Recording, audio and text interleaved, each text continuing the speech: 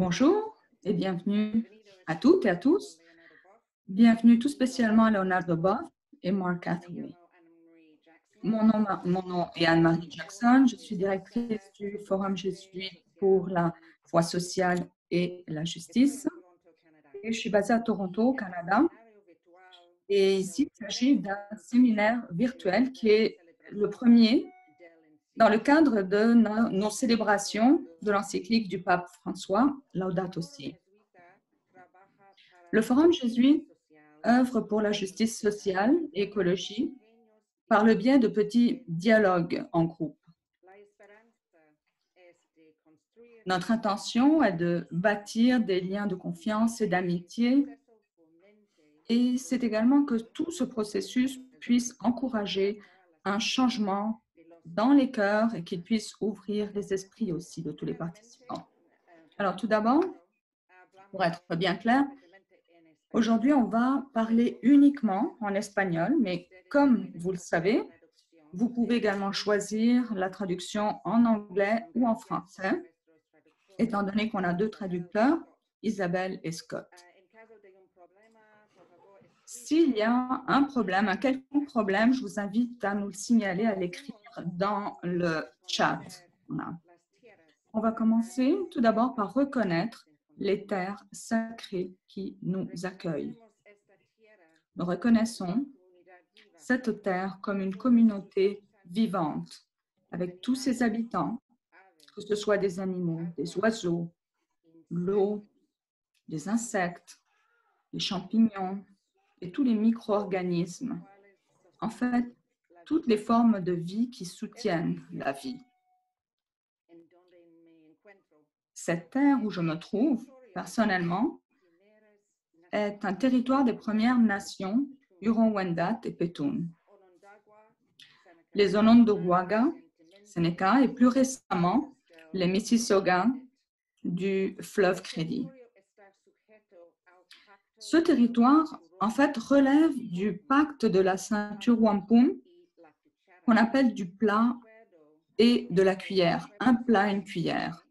Et c'est une entente, un accord entre les Haudenosaunee et les peuples Ojibwe avec leurs nations alliées en vue de partager et de prendre soin pacifiquement de toutes les ressources qui entourent les Grands Lacs.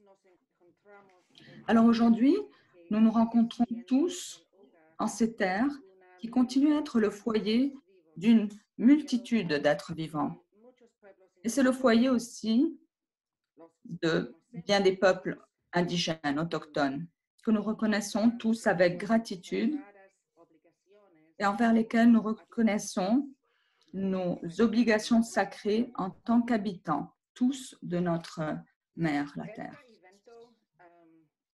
Alors cet événement est co-parrainé par Canadian Jesuits International, Toronto, Centre Justice et Foi à Montréal, ainsi que la Charte de la Terre au Costa Rica. Merci. C'est pour moi un grand plaisir de vous présenter Leonardo Boff, du Brésil, théologien, un des plus connus au monde. Alors, merci mille fois, merci d'être avec nous, Leonardo. Et Leonardo va s'entretenir avec Mark Hathaway, qui est le directeur associé du Forum jésuite, professeur universitaire, qui est également co-auteur avec Leonardo du livre El Tao de la Libération, le Tao de la Libération, donc une écologie de la transformation. Alors, on a devant nous 1h30 seulement. Et bien sûr, à la fin, on va vous inviter à poser des questions par le chat et vous pourrez poser vos questions dans les 3 langues. Alors, je vous présente ma collègue, Victoria Blanco, et c'est elle qui va organiser les questions. Donc, après l'échange, l'entretien entre Leonardo et Marc, on va se garder un peu de temps pour les questions des participants. Alors, si vous écoutez le séminaire sur YouTube, envoyez-nous vos questions par la chat de YouTube. Si vous écoutez le séminaire par Zoom, en anglais ou en français, je vous invite à envoyer les questions à travers le chat de Zoom, en français ou en anglais. Et si vous avez des difficultés, n'importe quel problème pendant le webinaire, laissez-le nous savoir grâce au chat. Alors, je vous souhaite une bonne écoute. Merci, Victoria. Et donc, je vous cède le micro. Leonardo Boff et Mark Hathaway. Alors, peu importe où vous êtes dans le monde, bon matin ou bon après-midi, et à tous, je répète encore une fois qu'on a vraiment un grand plaisir à accueillir Leonardo Boff, qui est un grand théologien, mais qui est également une personne qui a un très grand cœur. Une personne qui a toujours eu un grand amour pour les personnes les plus exclues et pour notre terre, notre mère terre. Alors, on y retrouve la forme intellectuelle du cœur, en quelque sorte, de façon très spéciale chez lui. C'est toujours un plaisir pour moi d'être en compagnie de Leonardo. Et on a écrit le livre mentionné par Anne-Marie, le Tao de la Libération, on l'a écrit ensemble, on a eu beaucoup de plaisir. Aujourd'hui, on va commencer notre entretien avec une réflexion à partir de Laudato Si, vu que c'est son 5e anniversaire. Et c'est une encyclique qui l'a beaucoup influencé.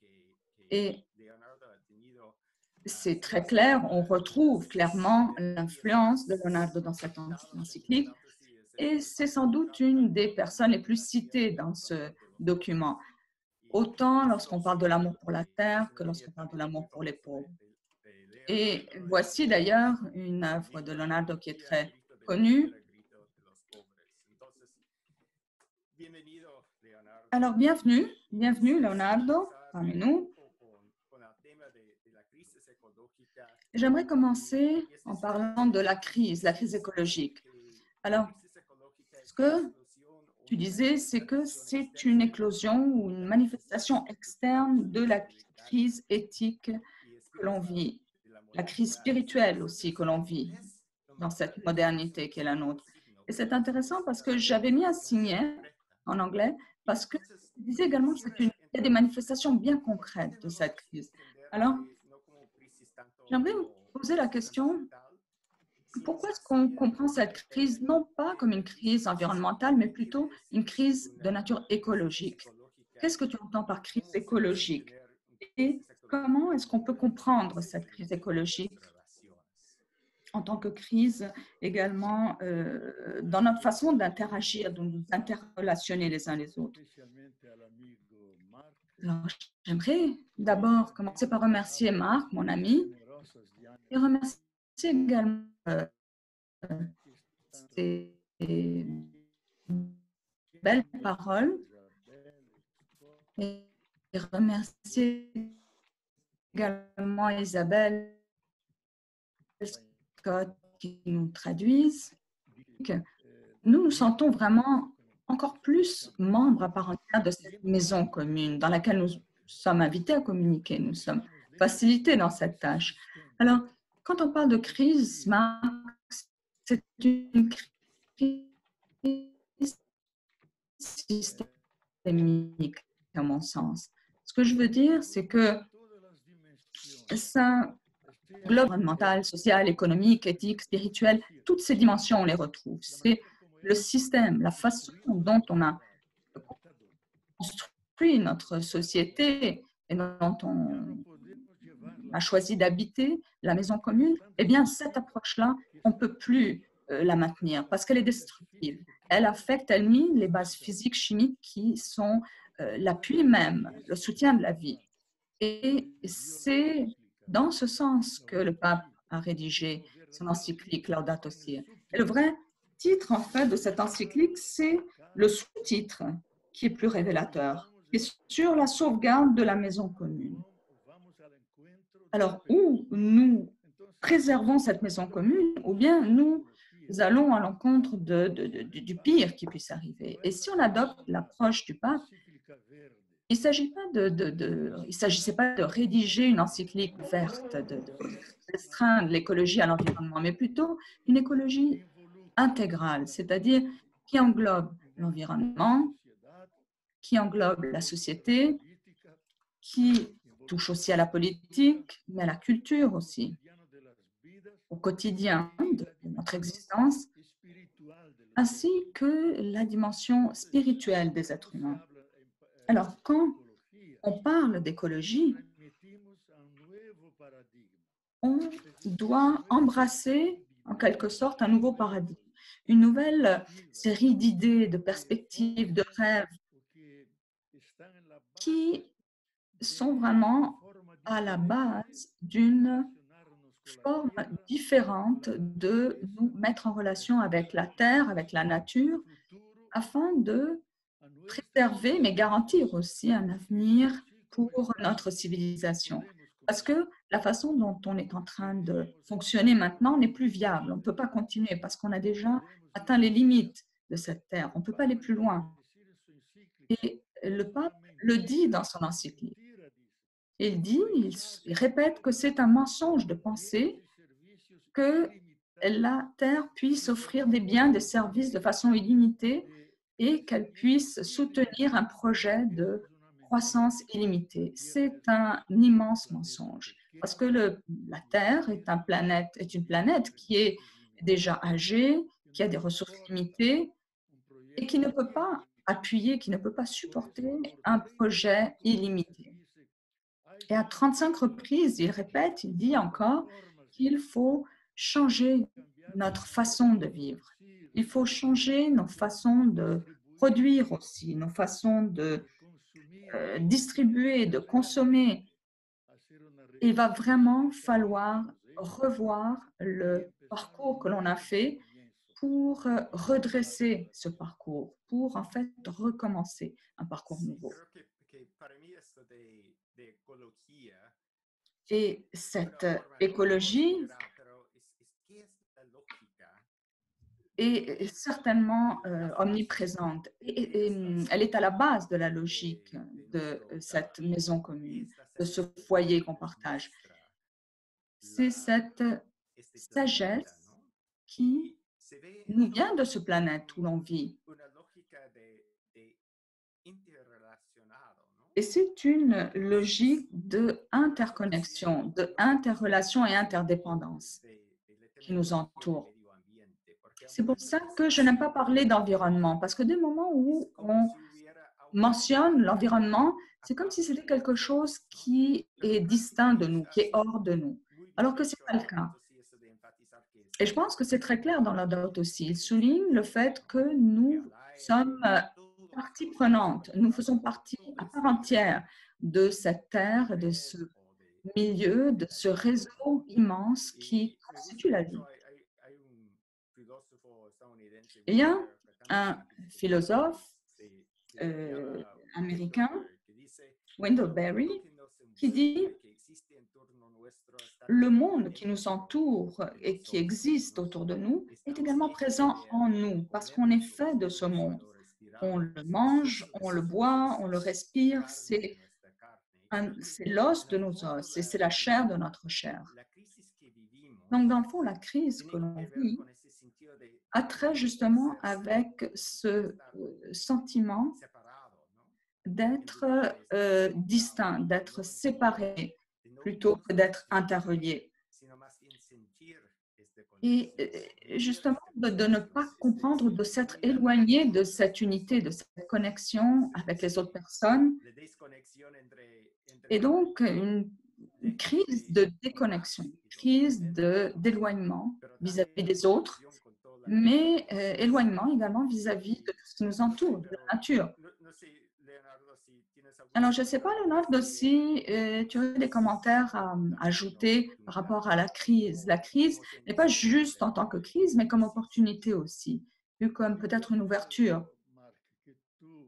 Oui, je crois, Marc, que tu touches vraiment le cœur de la question, c'est-à-dire notre lien, notre relation avec la Terre et avec la nature. Ce lien, cette relation, n'en est pas une d'appartenance. Il ne faut pas penser que la nature est là-bas quelque part et moi je suis ici. Bien au contraire, on est partie de la nature, on fait partie de cette nature, mais peut-être la partie la plus consciente, la plus éthique, la plus responsable de cette nature, mais on forme un tout avec elle. La Terre, l'humanité forment un tout. Et les astronautes le disent souvent. Ils le disent lorsqu'ils voient la Terre depuis la Lune ou depuis leur navette spatiale. Quand ils reviennent, ils nous racontent et nous disent que de là-haut, il n'y a plus de différence entre la Terre et l'humanité. Ça forme un tout. Alors la Terre et l'humanité forment un tout, un tissu complexe, et nous, on fait partie de cette nature. On est partie intégrante de cette nature. On est une portion de cette terre qui, à un moment donné, dans sa complexité, cette partie-là, elle a commencé à penser, à aimer, et c'est là que l'être humain a émergé. C'est pour ça que homme vient de humus, de terre, et nous sommes terre. Nous sommes une terre qui a appris à penser, à aimer, mais c'est nos origines qu'on a oubliées. Et ça, on le retrouve dans toutes les cultures anciennes. On a toujours compris la terre comme la mère, magna mater, la terre nourricière, la, la terre-mère, donc quelque chose de vivant, porteur de vie. Mais ensuite, la modernité, à partir du XVIe siècle, et puis Descartes et les philosophes ont commencé à dire que la Terre est un objet. Et on dit même que c'est notre rôle de torturer la Terre, la nature, comme si on était des représentants de l'acquisition. Donc, se relationner avec la Terre comme une victime jusqu'à ce qu'on puisse en extraire tous ces secrets.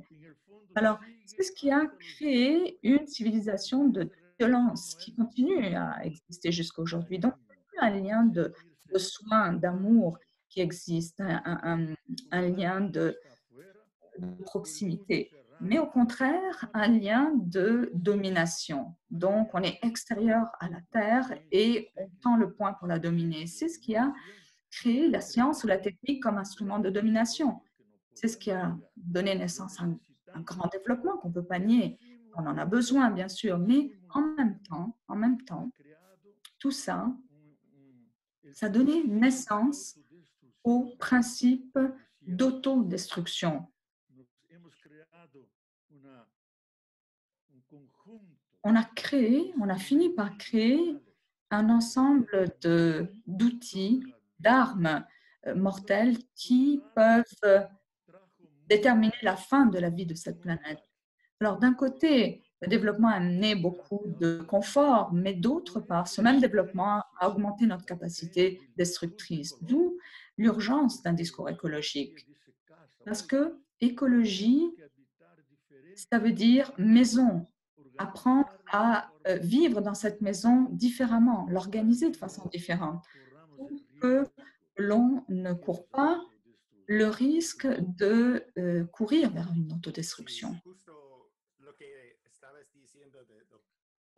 C'est tout à fait ça.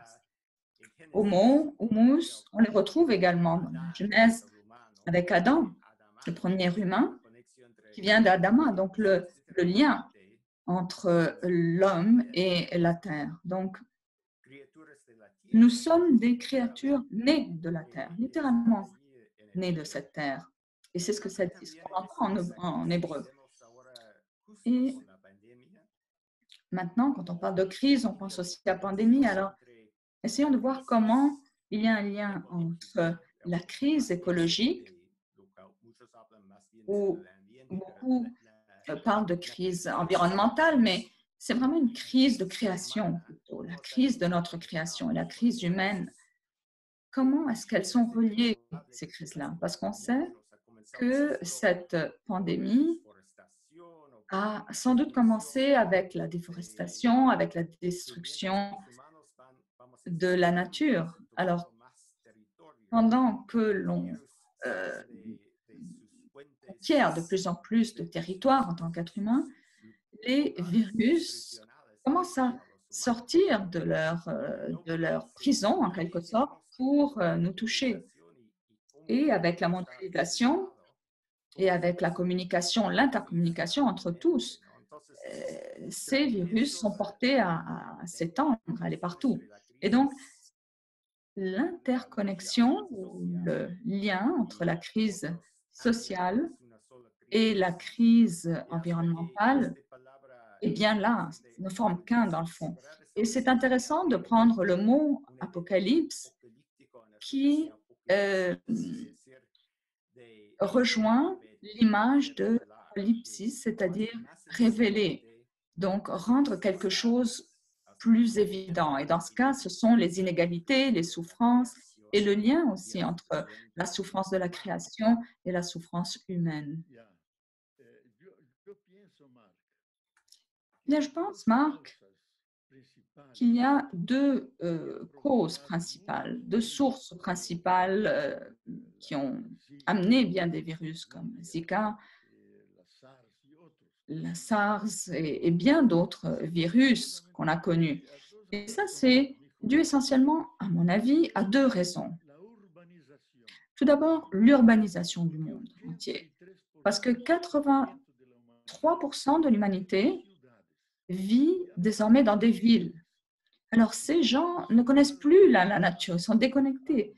Donc, on a pu ensuite, en parallèle, déforester, occuper tous les espaces pour créer ces villes.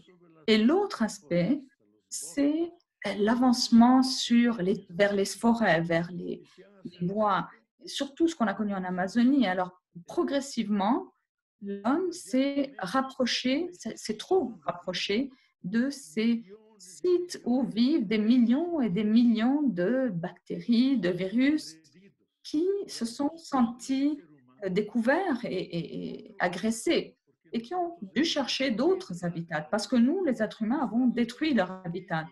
Alors, ces virus-là, ils étaient là et depuis des milliers d'années, ils vivaient dans leur petit habitat et nous, on est arrivés, on a détruit tout ça.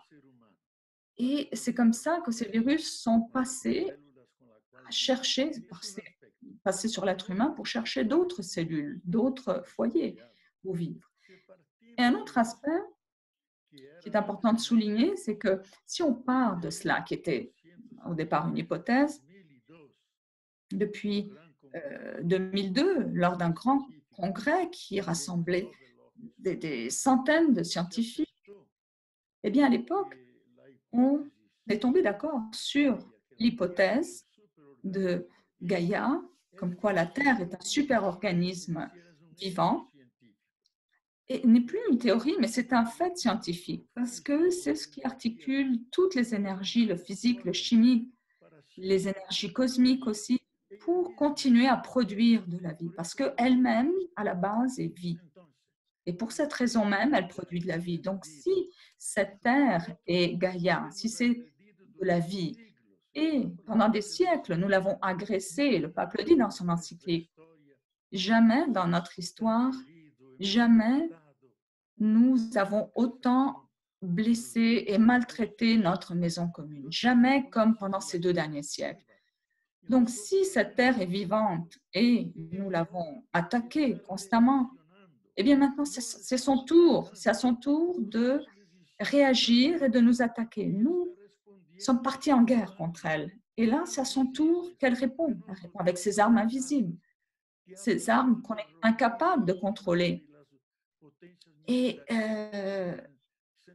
pour réagir à ces puissances militaristes qui l'ont attaquée et qui maintenant sont impuissantes devant elle. Alors, je crois que la solution ne peut pas venir juste des technologies ou de la médecine qui sont nécessaires aussi pour découvrir un vaccin et pour prendre soin les uns des autres et être solidaires. Tout ça, c'est bien sûr, c'est important. Mais la solution pour avancer, c'est vraiment de redéfinir une nouvelle relation vis-à-vis de la nature, de la terre. Une relation qui ne soit ni agressive, ni destructrice, qui soit amie de la vie, qui nous fasse sentir comme partie de cette terre, de cette vie, et qui nous fasse comprendre l'impératif éthique qui nous incombe.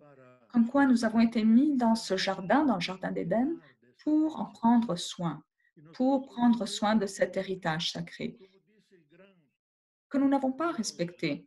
Comme Edward Wilson le dit, nous sommes devenus le Satan, le démon de cette terre. Nous avons inventé, nous avons inauguré une nouvelle ère géologique qui est celle de l'anthropocentrisme. Donc, cette ère où on est centré sur l'homme et donc sur la mort, parce qu'on est une menace. Alors, il faut maintenant dépasser ces menaces. Et à partir du moment où on sera capable d'établir des nouveaux liens, des nouvelles relations qui sont plus bienveillantes, plus amicales avec la vie, avec la Terre. Et je pense que c'est une bonne transition vers la question de l'écologie intégrale, parce qu'avec ce virus et les changements climatiques, on le voit bien, tristement, ceux qui sont les moins responsables de toute cette crise sont ceux qui sont les plus affectés. On sait que le virus touche, ou d'ailleurs aussi les problèmes environnementaux affectent beaucoup plus les personnes qui n'ont aucune faute. Et dans la date aussi, on parle de la quête, de la recherche de solutions intégrales qui prennent acte des liens entre les systèmes, les différents systèmes et le fait aussi qu'il n'existe pas une seule crise ou plusieurs crises déconnectées, mais des crises qui sont interreliées. Donc, plutôt que d'approcher le social, l'aspect économique, l'aspect environnemental séparément et même l'aspect spirituel séparément et le culturel, tout cela, au contraire, est lié. Et ça, c'est un sujet sur lequel on a travaillé pendant plusieurs années. Je sais que tu as travaillé toi aussi. Comment est-ce que tu vois, cette écologie intégrale? Et comment est-ce que ça peut nous aider comme approche pour affronter la crise? Et je pense tout d'abord, il faut qu'on soit capable de reconnaître nos erreurs, y compris les religions, les églises et les erreurs qu'elles ont commises. Parce que ce n'est pas que la solution, c'est en partie la cause de la crise aussi.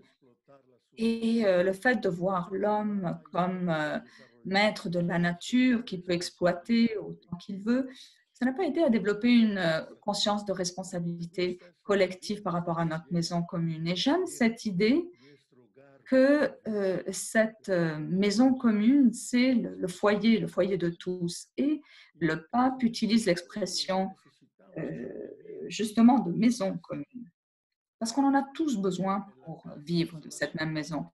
Et la maison, ce n'est pas juste là où on vit, ou la ville où on se trouve, c'est beaucoup plus, c'est notre planète, c'est notre terre dans son ensemble. C'est la nature, les écosystèmes, l'articulation des différents systèmes entre eux, c'est tout ça qui forme notre maison commune.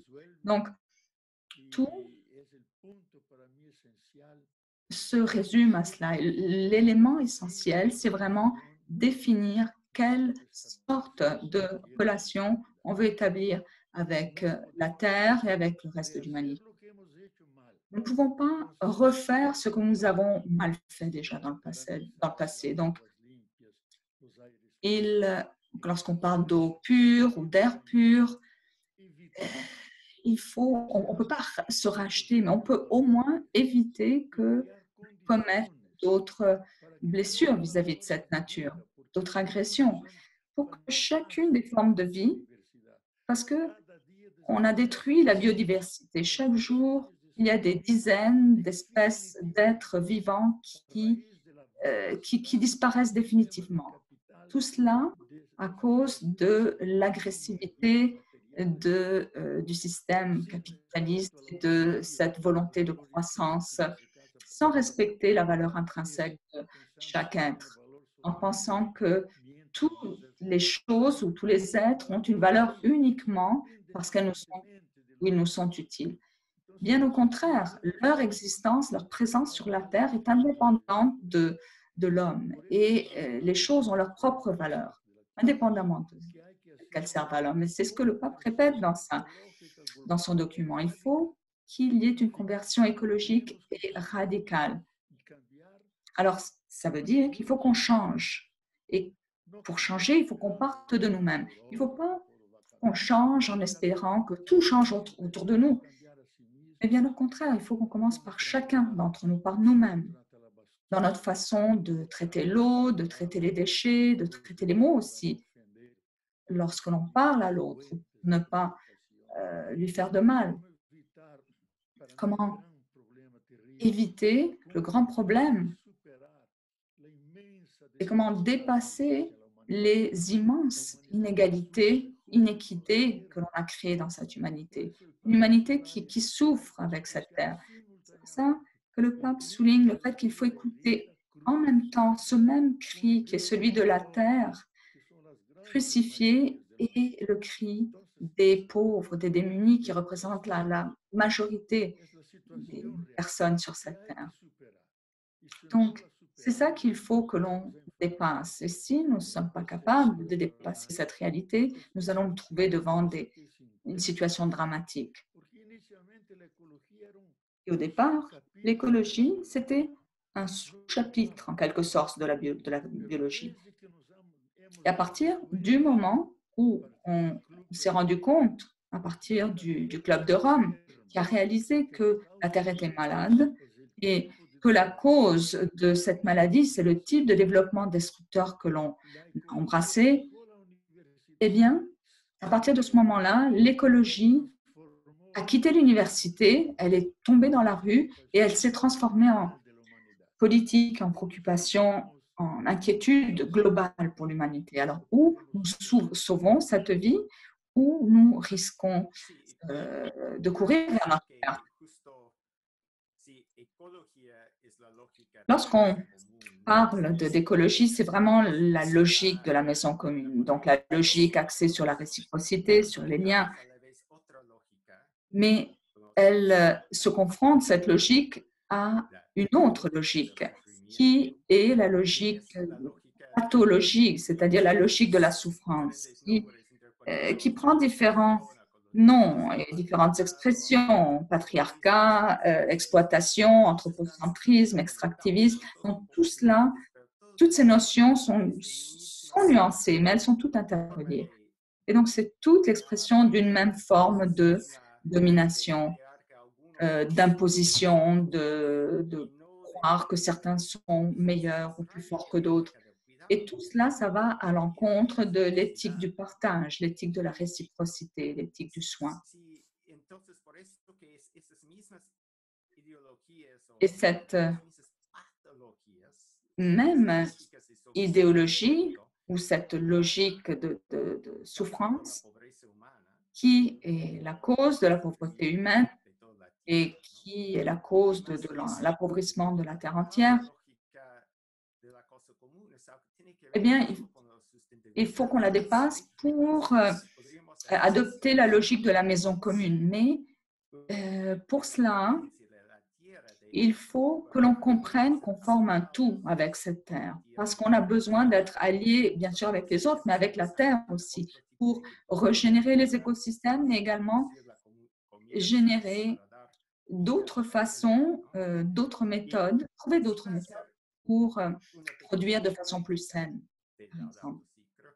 Alors, pour faire une petite critique de Laudato Si, je crois que, enfin, souvent, il critique l'anthropocentrisme, mais souvent, il parle d'anthropocentrisme despotique ou avec d'autres adjectifs. Mais à mon sens, nous, en tant qu'humains, on est un petit peu différents par rapport au reste des habitants de cette planète. On est dangereux, mais en même temps, on a de grands potentiels. On porte un grand potentiel. Alors, c'est à double tranchant. Lorsqu'on parle d'anthropocentrisme, on pense souvent aussi que tout ce qui est autour de l'homme n'est utile uniquement parce qu'il nous plaît ou bien parce qu'il nous sert. Autrement, toutes ces choses, tout ce qui est autour de nous n'a aucune valeur. Alors ça rentre aussi dans cette approche de domination. Et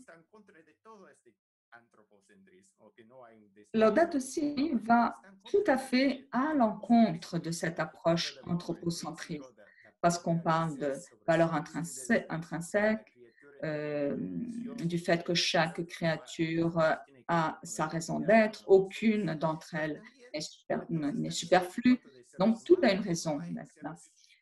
Et l'être humain fait partie de ce tout. Il n'y a pas d'êtres humains qui n'ont pas de valeur ou qui n'ont pas d'utilité. Toutes les créatures ont chacune leur propre valeur à apporter. Donc, quand on approche la conversion, comment est-ce qu'on peut l'arrimer à cette éthique de bienveillance, de prendre soin de l'autre?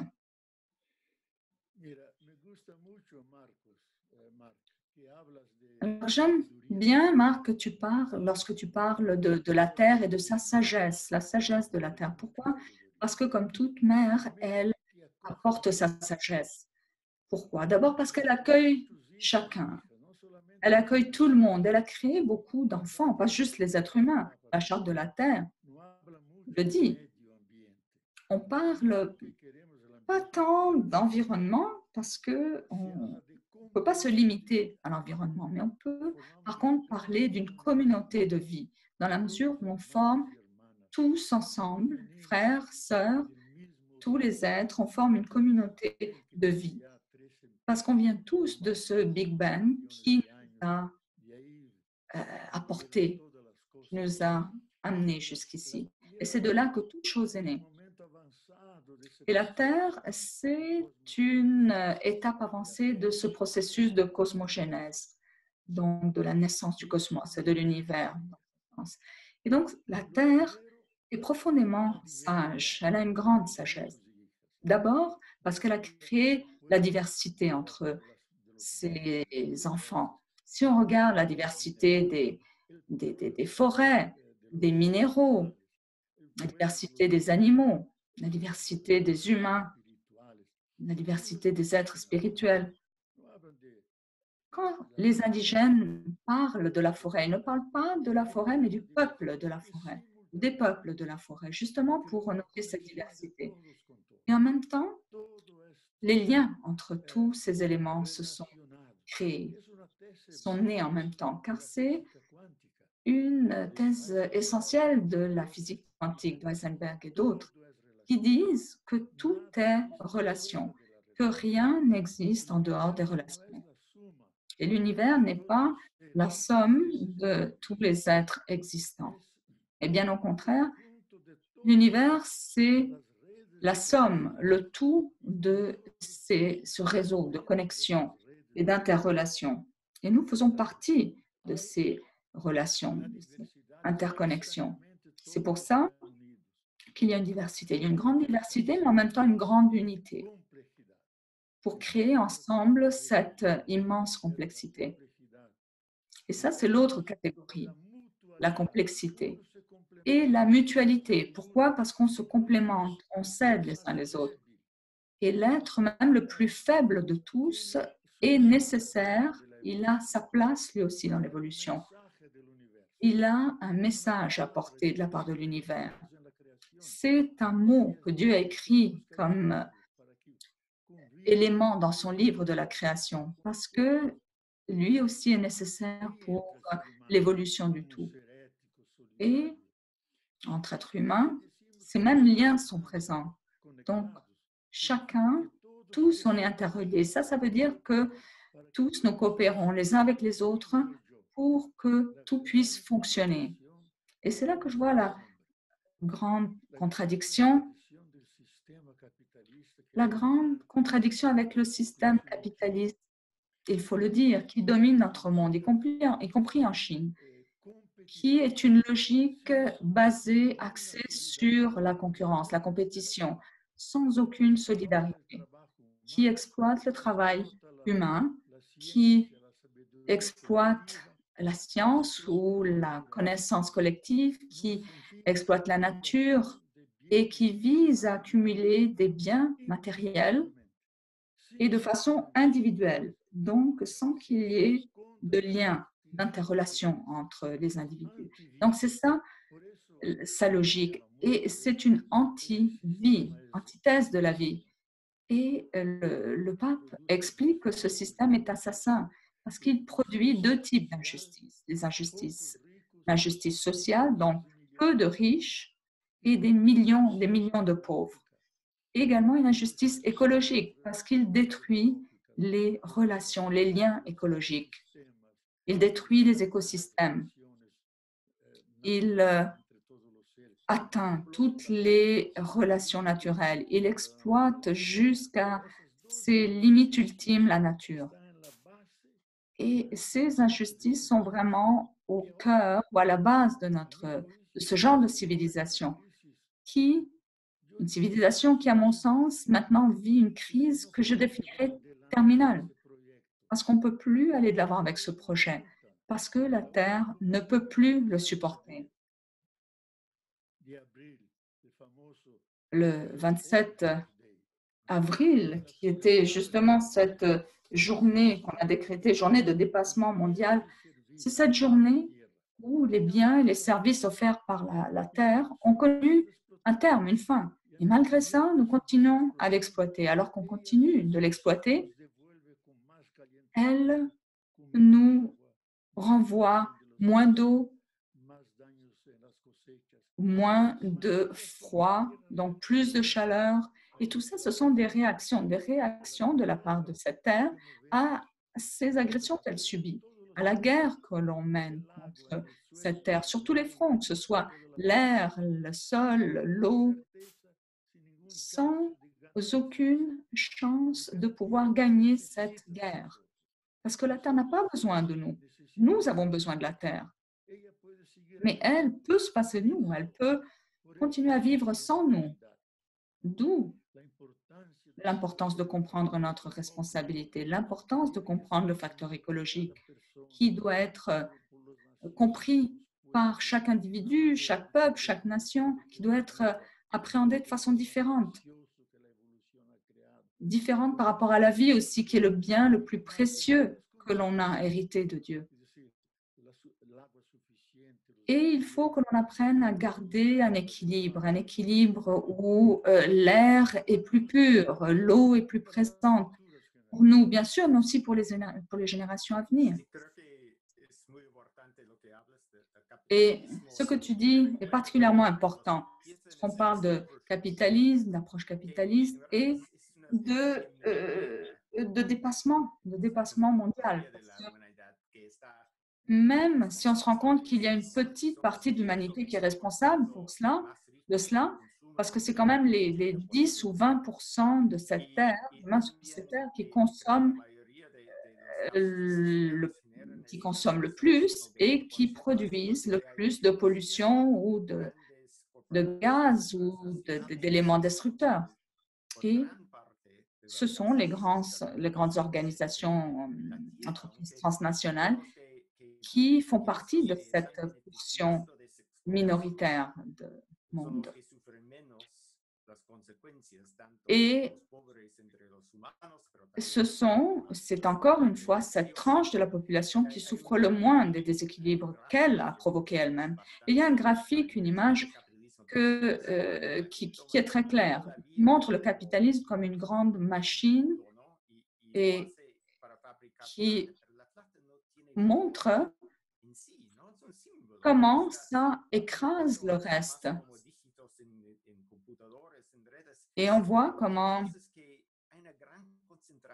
il y a une grande concentration de la richesse dans un nombre de mains de plus en plus limité. Et cette situation, bientôt, va être insoutenable. Alors, toute cette situation de déséquilibre extrême est pathologique. Et lorsqu'on parle d'écologie, j'aime utiliser le changement, l'idée d'un changement de paradigme, paranoïa. Donc, c'est important de penser dans ces termes. Je me souvenais des réunions de Mathieu qui a analysé comment est-ce qu'on prend les décisions. Les décisions se prennent souvent à partir des sentiments. Si l'on détruit le centre cérébral qui gère les émotions, on peut modifier la façon dont on prend les décisions. Donc, si on veut changer de vie, de mode de vie, il faut qu'on passe par l'affectivité, par les émotions. Et plus que toute autre chose, il faut euh, que l'on motive les gens, mais pas à partir de la peur. Parce que si on motive les gens avec la peur, ça dure peu et ça finit par créer une séparation, une scission.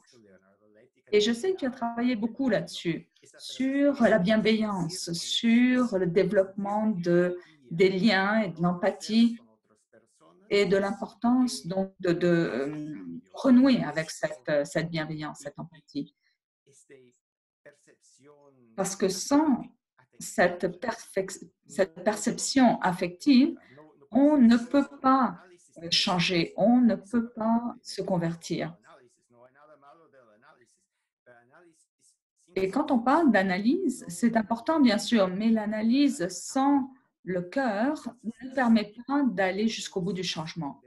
Donc, comment est-ce que l'on peut apprendre à écouter, à entendre réellement la voix de la terre, la voix des marginalisés, la voix des plus pauvres? Comment est-ce que l'on peut non seulement écouter cette voix, mais la laisser nous transformer, la laisser nous toucher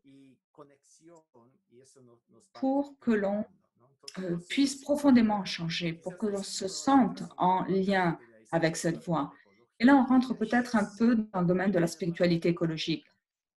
C'est-à-dire, de quoi s'agit-il? Oui, mais aussi comment est-ce qu'on peut le mettre en pratique?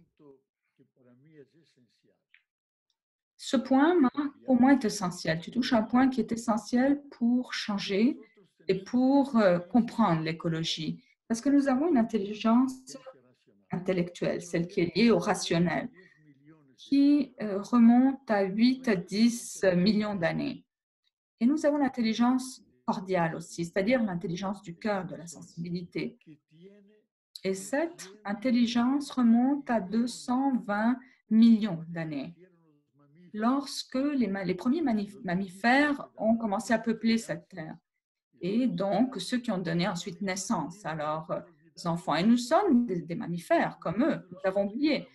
Mais avec les mammifères naît également l'amour, la protection, le soin. Et donc, l'intelligence émotionnelle, donc intellectuelle, émotionnelle. Et l'autre type d'intelligence, c'est également l'intelligence spirituelle. Et, tu l'as bien dit, si on n'a pas de passion, de sentiment, de pathos pour être en mesure de percevoir, d'entendre la douleur, le cri de la terre, le cri de ces enfants qui demandent à manger, le cri de ceux qui meurent abandonnés, parce que c'est le cœur qui nous inspire, c'est le cœur qui renoue avec l'empathie, avec le soin de l'autre. Et c'est cet élément-là qui est la source de nos sentiments pour l'autre. Et je me souviens, un photographe, un journaliste disait, si on n'a pas cet élément-là, on est mort.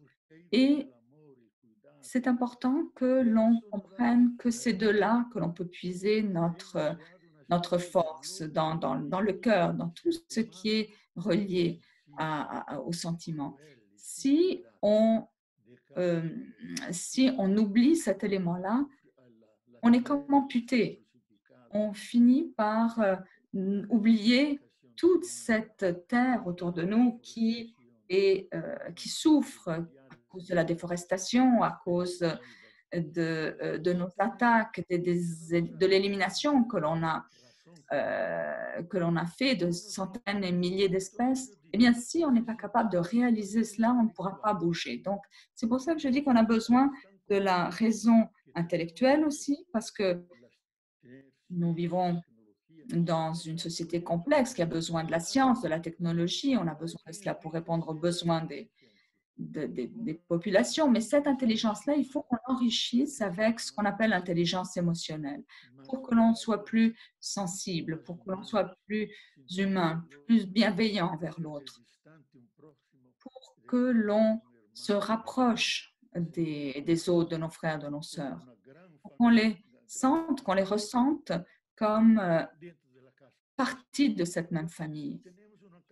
On habite avec eux en tant que maison commune. Donc, si on a une grande tête et un tout petit cœur, et d'ailleurs, j'avais écrit un livre à ce propos, Les droits du cœur. Donc, les droits du cœur, c'est ça que je parlais. Et il faut que l'on rachète, que l'on renoue avec notre intelligence cordiale, donc l'intelligence du cœur. Et si on n'est pas capable de le faire, on aura beaucoup de mal à s'engager pour sauver cette terre.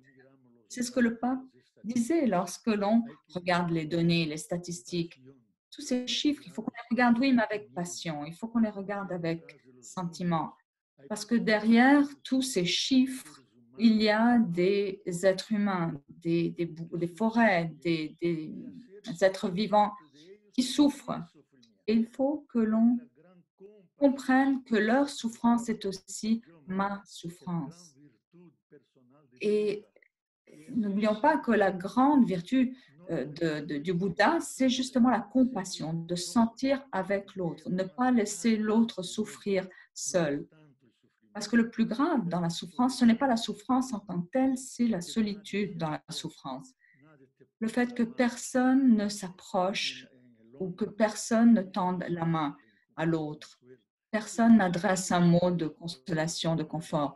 Alors, on a besoin d'étendre ces gestes de bienveillance vis-à-vis de la nature, du cosmos, de la terre, de l'autre aussi. Et c'est comme ça que notre cœur peut s'engager pour sauver, pour protéger cette magnifique réalité qui est celle dont on a hérité. Après des siècles, des milliers d'années, millions d'années de travail de l'univers qu'il a fait pour nous léguer ce jardin. Je pense que c'est intéressant de comprendre cette approche, comme quoi on a des neurones de différentes natures et que lorsque quelqu'un accompagne une personne qui souffre, il y a plusieurs parties du cerveau qui sont sollicitées et que dans un certain sens, on a pratiquement la capacité de ressentir la douleur ou la joie de l'autre. Et ça, c'est une capacité que les êtres humains ont. Et c'est une capacité qui est plus développée chez certains êtres humains par rapport à d'autres, mais ça reste une capacité, compétence très particulière, la capacité de souffrir, de s'unir à l'autre dans sa souffrance ou dans sa tristesse, sa souffrance. Et j'aime en particulier cette idée de l'évangile de la création, comme quoi toute la création entière est une révélation de Dieu, que Dieu a écrit un livre précieux dont les lettres, les mots sont, chacun des mots est une créature, les créatures que l'on trouve autour de nous. Les arbres et les pierres vont t'apprendre ce que tu ne pourras pas apprendre des maîtres. Et chaque créature est pleine et remplie de Dieu, et chacune représente les mots du Créateur dans chacune des pages de son livre.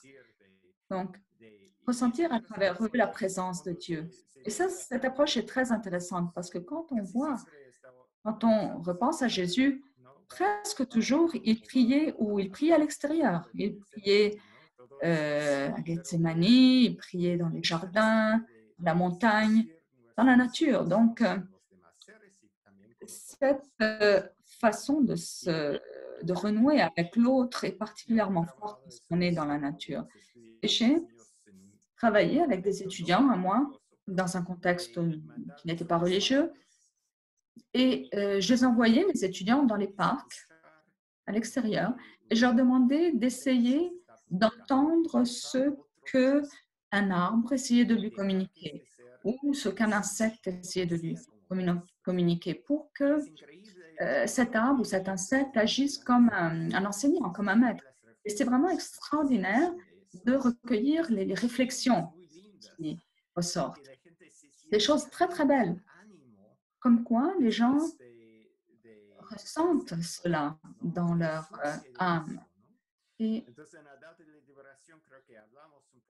c'est très intéressant de voir aussi que dans notre livre, on en parle aussi dans les 4 parties de la vocation, dans la pratique de la gratitude, de l'interrelation, mais il y a également une partie qui a trait avec le laisser aller, le lâcher prise, pour que l'on puisse percevoir ce qui est autour de nous, entre autres aussi la souffrance, et laisser derrière nous des habitudes anciennes pour accueillir la créativité ou la vision d'autres formes de vie.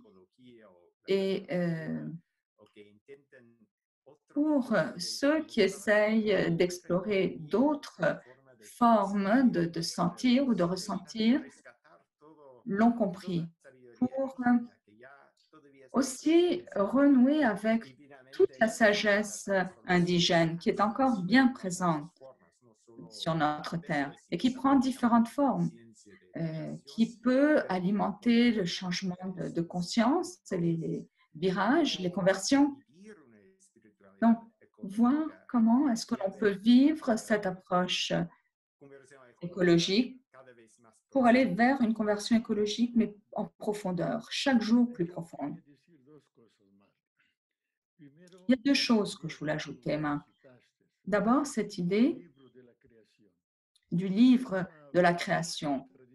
C'est une doctrine très ancienne, doctrine théologique, qui remonte aux origines depuis saint Augustin, ensuite jusqu'aux penseurs plus modernes, Guardini et d'autres, comme quoi le premier livre que Dieu a écrit, a rédigé, c'est le livre de la nature. Dans Romains 8, on le dit clairement, on le lit, que Dieu se révèle à la nature. Il se révèle il se révèle par exemple dans la mer. Quand on regarde la mer, on sent la grandeur. Et c'est extraordinaire de voir les couleurs des fleuves lorsqu'ils s'entremêlent. On finit par ressentir un sentiment de grand respect. Et c'est notre capacité en tant qu'humains que celle de capter ces messages à travers la nature, la beauté, la grandeur, la diversité de cette nature autour de nous. Surtout lorsqu'on regarde les forêts, les fleurs, chaque être a sa singularité, sa différence. Et si l'on est capable de profiter ou d'apprécier l'unicité de chaque chose, on comprend la création. Mais comme nous avons vécu une décadence, on est devenu destructeur, on a détruit aussi cette capacité de percevoir. Et Dieu, dans sa grande miséricorde, dans sa grandeur, nous a livré ou légué ces textes, ces écrits, pour que nous puissions relire jusqu'à son premier livre et réapprendre à apprécier ces dons. Mais ne pas faire comme les fondamentalistes qui lisent sans voir le monde derrière les écrits. Ces écrits, il faut s'en servir pour illuminer le monde et pas simplement se limiter aux mots. Parce que tout cela a été écrit non pas pour que ce soit uniquement des mots, mais pour que ce soit lumière. Lumière qui nous unisse, d'un livre à l'autre, vers une révélation plus grande de Dieu.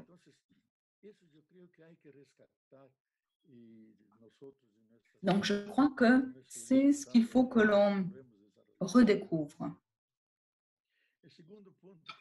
Et le deuxième point que je voulais développer un peu, Marc, c'est ce que tu as mentionné par rapport à la spiritualité. Il faut pas confondre la spiritualité et la religiosité ou la religion, parce que la spiritualité préexiste. C'est l'expérience, c'est une expérience qui vient de très profond. Nous avons l'extériorité du cœur, du corps, qui nous permet d'entrer en contact avec l'autre, avec l'énergie autour de nous. On a aussi l'intériorité, c'est-à-dire le monde des désirs, des passions, des anges et des diables que l'on a en nous. Ce qui nous permet de créer un équilibre. Donc, ce qui nous permet de vivre une vie qui soit équilibrée. Eh bien, c'est ça, c'est l'intériorité. Ensuite, on a la profondeur. Donc, cette intériorité, c'est une chose, mais on a la profondeur. Et c'est de là que l'on puise ce qu'on appelle les questions spirituelles. C'est de là qu'émergent ces questions qu'on se pose. Qui a mis ces étoiles, ces magnifiques étoiles dans le ciel? D'où je viens? Pourquoi est-ce que je suis née dans ce pays avec cette langue? Pourquoi est-ce que je suis ici? Pourquoi est-ce que je pleure lorsque je me sens trahi par mon ami? Qu'est-ce que je peux attendre? En quoi je peux espérer après cette vie? Après cette vie, après la mort, qui n'est pas la fin de la vie, qui est une transition, qui est une transfiguration de la vie. Donc, on se pose toutes ces questions. C'est de la profondeur que viennent ces questions. Et les cosmologues, et toi, Marc, tu le sais mieux que moi, c'est cette énergie du profond qui est présente partout et qui nous permet d'interagir, qui permet ce dialogue d'avoir lieu. C'est cette énergie de fond, de profondeur qui est présente dans les religions. Et c'est ce qui est le mystère, l'infinité, l'omnipotence, qui n'a pas de limite, qui nous invite à nous poser la question d'où venons-nous et qui est toujours derrière nous, qui est toujours en nous, autour de nous, et qui continue à nous alimenter avec la vie. Donc, c'est là qu'on retrouve les valeurs dont on a parlé avant, c'est-à-dire les valeurs qui sont des valeurs intangibles, celles de la solidarité, de l'amour, de la compassion, de ce qu'on appelle la force, l'énergie qui porte tout autour de nous et qui est en nous également. Il y en a qui parlent et qui lui mettent le nom, qui donnent le nom d'Allah ou de Tao, et nous on l'appelle Dieu, le Père de toutes choses, notre Père, Jésus pour nous. Alors, cette réalité, c'est une donnée anthropologique. Et de cette spiritualité, de cette expérience, les religions sont nées. Alors, pour la spiritualité, pour qu'on parle de spiritualité, il faut passer de la tête au cœur. Et quand ça passe au cœur, cette énergie, on commence à comprendre ce que signifie le Père symboliquement. Qu'est-ce que ça veut dire que moi, je suis dans la paume de sa main, lui qui m'accompagne comme Père avec son amour. C'est ça, la spiritualité. Et un autre point dont tu as parlé, Marc, c'est ce que les neuroscientifiques appellent le point. Ce n'est pas une invention des neurolinguistes, des scientifiques.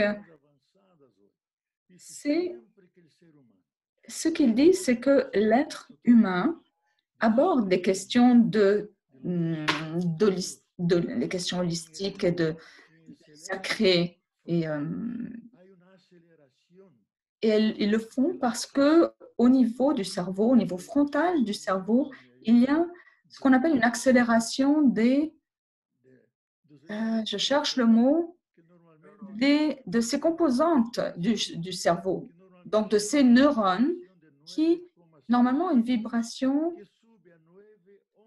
qui monte, qui passe de 9 à 11 à 30 même d'intensité. Et donc ça, c'est le point de Dieu dans le cerveau. C'est-à-dire que l'on porte en nous un organe qui nous permet de capter la présence mystérieuse de ce Dieu qui est présent dans la nature, dans le cosmos, qui est présent en nous. Et c'est le cerveau, cet organe, qui nous permet de le percevoir.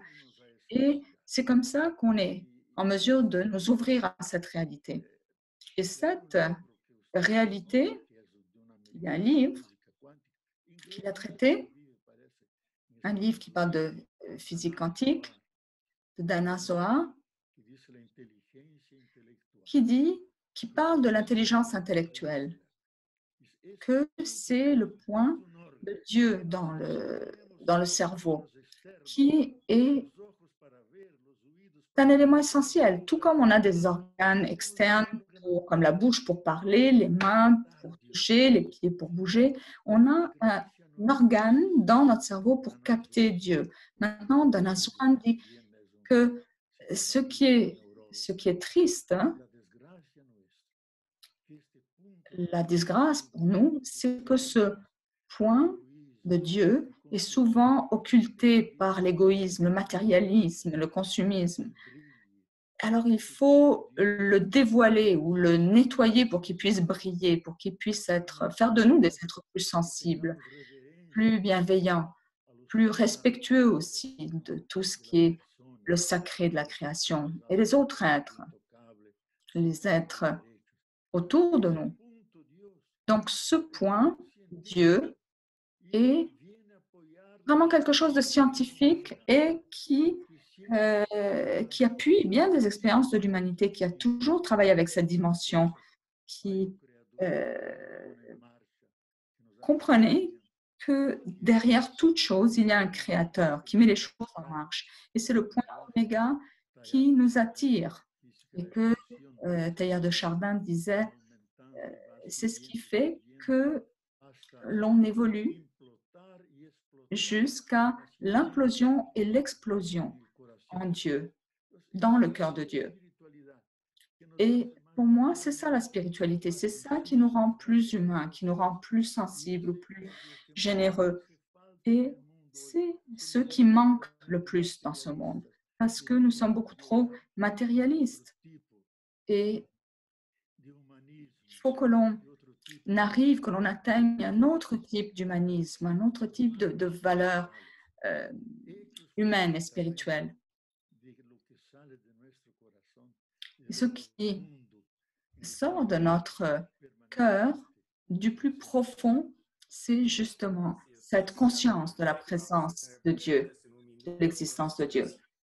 Alors, on a quelques minutes devant nous avant de passer aux questions. Alors, j'avais une autre question. Autre chose intéressante, c'est ce terme, l'esprit. L'esprit souffle, n'est-ce pas? Et c'est ce souffle qui nous connecte, même physiquement, avec les autres êtres. Nous dépendons des plantes, nous respirons tous le même air qui nous donne ce sentiment d'interrelation. Et on parle donc de souffle d'air et parfois on oublie sa composante physique et on le voit comme quelque chose d'uniquement très concret, terre à terre. Et ça rejoint l'idée de l'origine des valeurs. Et Ardenas parlait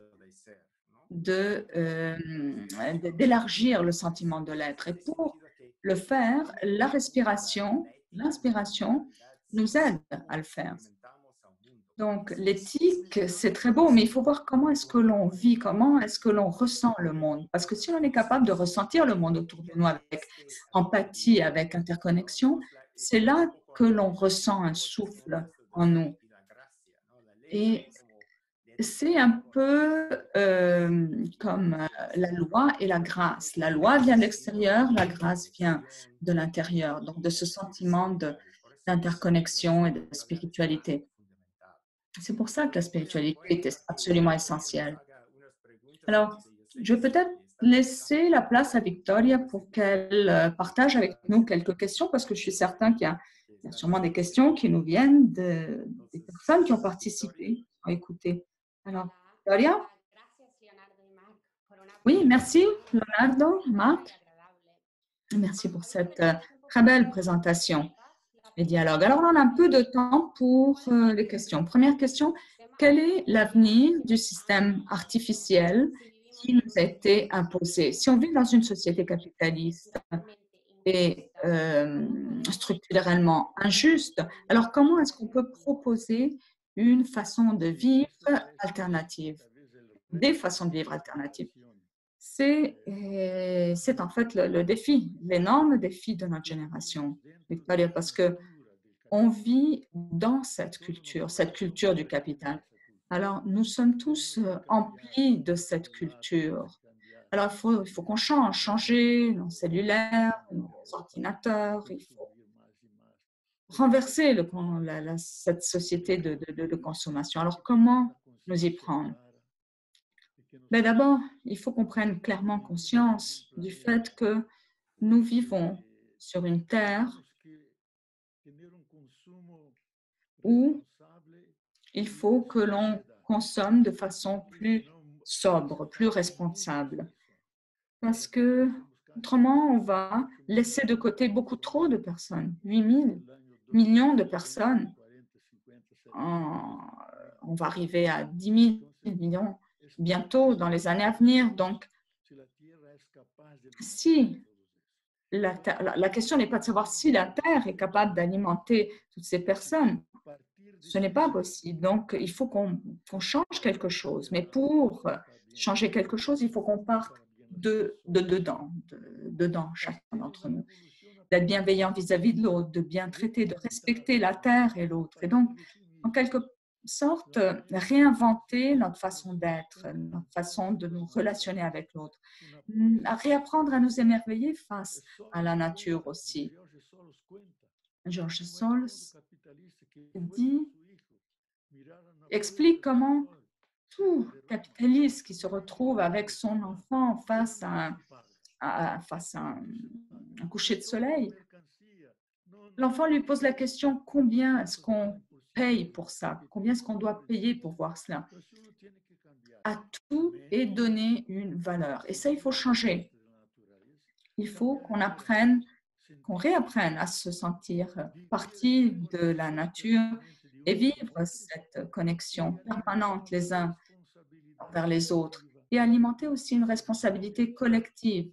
Une responsabilité, ça veut dire qu'il y ait des gestes que l'on pose, comprendre qu'il y a des gestes, que chaque geste que l'on pose a une conséquence positive ou négative pour l'autre.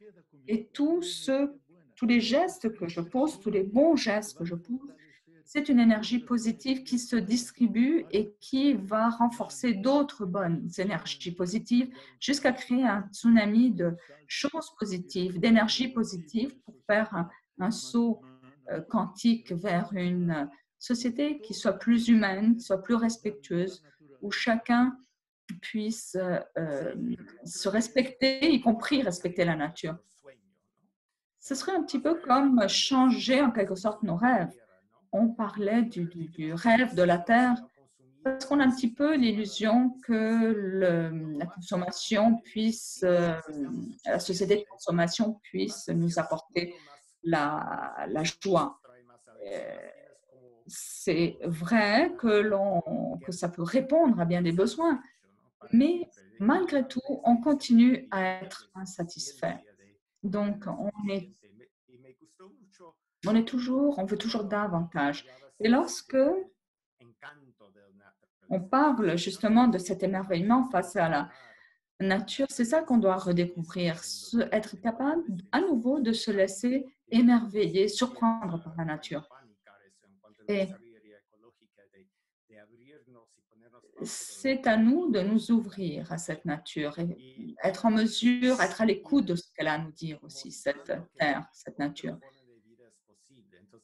Et montrer que d'autres formes de vie sont capables, d'autres approches sont possibles, des façons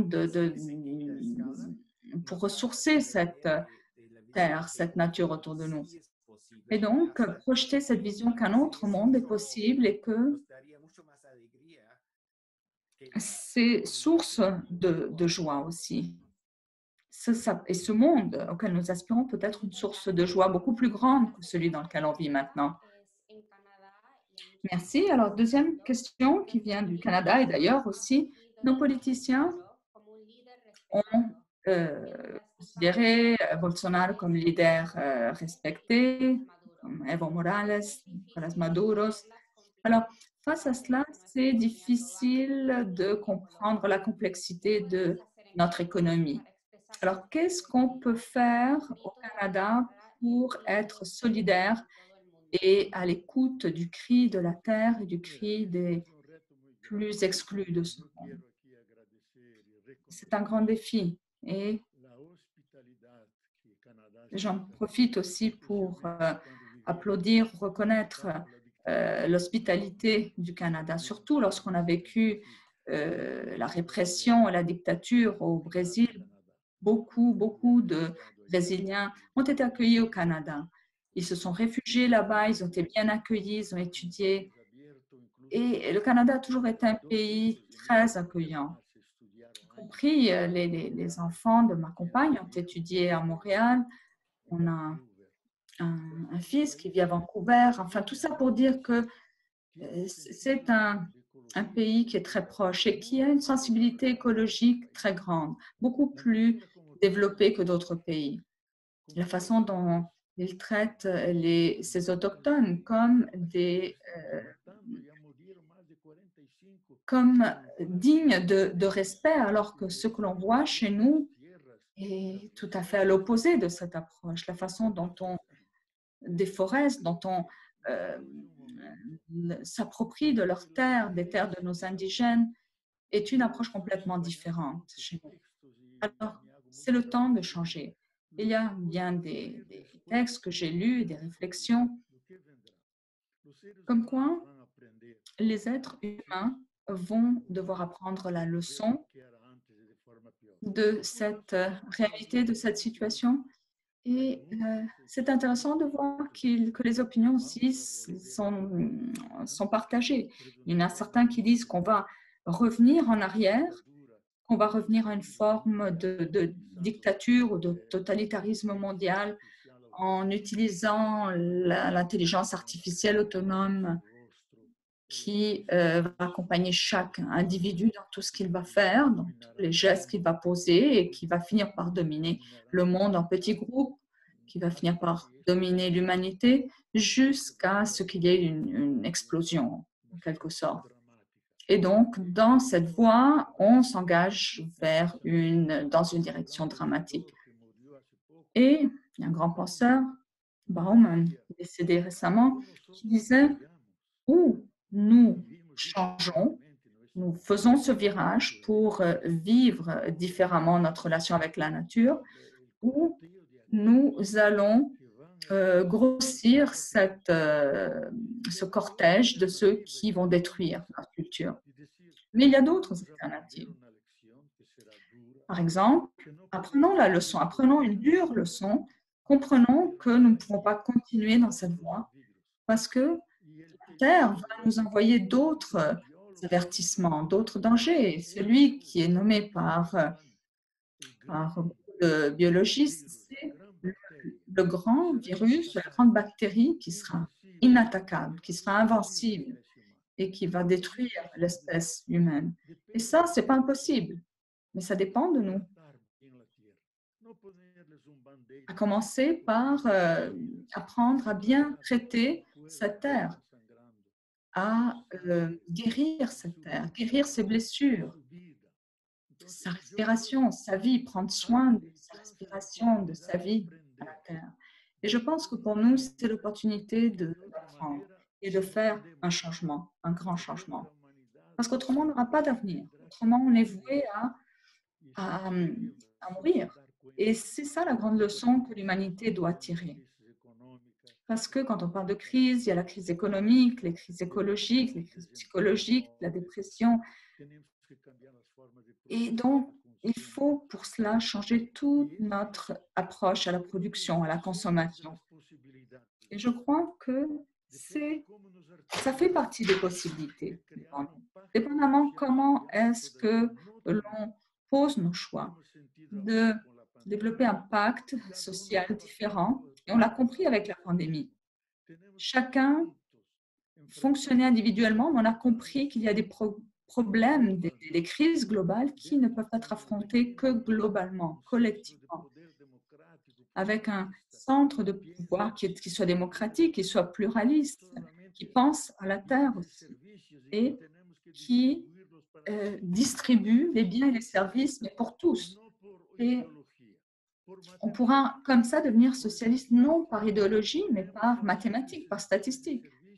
Parce que ces biens et ces services, il faut qu'on soit en mesure de les distribuer à tous ceux qui en ont besoin. Et pour cela, il va falloir démocratiser, socialiser.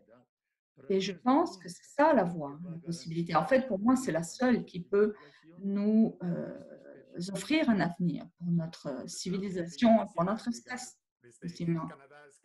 Je voulais ajouter en disant que oui, le Canada a certainement est très actif, mais il ne faut pas oublier aussi que beaucoup de compagnies minières extractives sont canadiennes.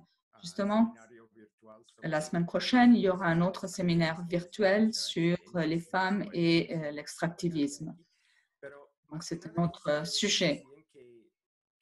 Et je voulais ajouter que parmi les défis, il y a celui d'une démocratie qui soit réellement participative, parce que jusqu'ici, c'était très difficile de le réaliser, parce que souvent, et en Amérique latine, il y a eu des expériences intéressantes, des gouvernements intéressants aussi. Et des gouvernements qui ont connu leurs imperfections avec Evo Morales et d'autres, mais où on a vu certains styles de leadership qui donnaient des ouvertures, même si on n'est pas encore arrivé à créer une démocratie réellement participative. Et la participation au leadership des femmes aussi en fait partie. Et le leader de l'Uruguay également, l'Uruguay a donné un exemple intéressant de leadership différent, un leadership de service. Et peut-être c'est une direction que l'on va suivre ailleurs. Mais on a connu des leaderships qui se sont mis au service des peuples et au service de la terre. Et donc, je crois que c'est ce genre de politiciens dont on a besoin, peut-être de plus en plus. Et on a besoin de plus en plus aussi la présence de femmes parmi ces leaders. Il y a quelques jours, justement, je lisais un article d'un des plus grands spécialistes sur de Jeffrey Sachs, un spécialiste sur les inégalités et la pauvreté. Il disait dans son article qu'on a l'opportunité maintenant de réduire les inégalités et de créer une grande justice écologique et humaine pour arriver à une vie commune, une vie ensemble qui soit plus pacifique pour que l'on abandonne définitivement la guerre entre nous et la guerre contre la Terre. Et je suis convaincue que la vie est plus forte que la mort. Et le pape le répète 3 fois dans son encyclique, un extrait du livre de la sagesse. Comme quoi, Dieu a créé toutes choses avec amour. Il est passionnément amoureux de la vie, ce Dieu. Et ce Dieu qui est passionnément amoureux de la vie ne peut jamais permettre que notre vie s'achève de façon aussi misérable. Il va nous donner l'intelligence, il va nous permettre de trouver le chemin pour nous sauver. Et il ne s'agit pas d'une marche de Noé où on puisse sauver quelques espèces. Non, ici, il s'agit de trouver une façon pour tous être sauvés ou personne. Alors, c'est beaucoup plus global. Le poète allemand le disait, quand le danger est grand, les chances de rachat sont encore plus grandes. Alors, je pense que c'est ça, notre opportunité d'avoir un destin qui est plus heureux.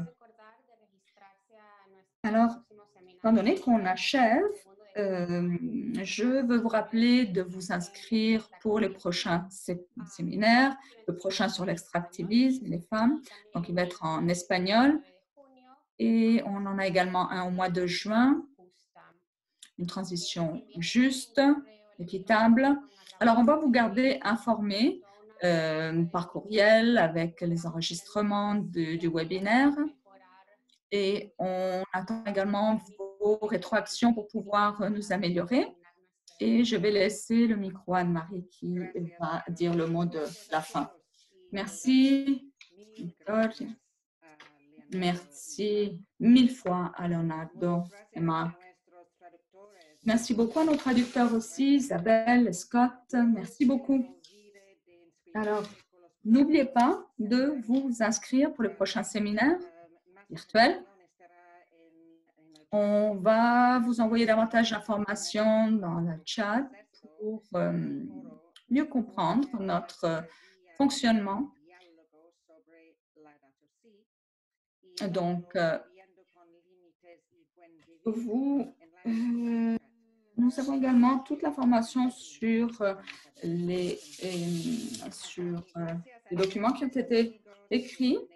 J'aimerais remercier également nos amis du Centre Justice et Foi et la Charte de la Terre. Merci à vous tous, participants de partout dans le monde. Et donc, pour en savoir davantage, ce que je disais sur notre processus, consultez notre guide au dialogue sur des limites pour bien vivre, entre autres. Alors, merci à tous. Merci aux organisateurs, surtout, qui ont permis d'ouvrir cet espace. Merci aux traducteurs et merci à Anne-Marie. Merci à toi tout spécialement, Marc. Je vais vous quitter avec une idée, une réflexion.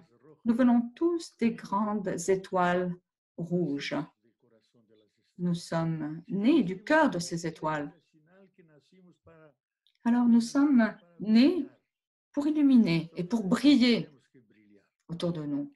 Et donc, c'est ça notre mission. Nous devons briller parce que c'est notre vocation et c'est le désir, le souhait de notre Créateur.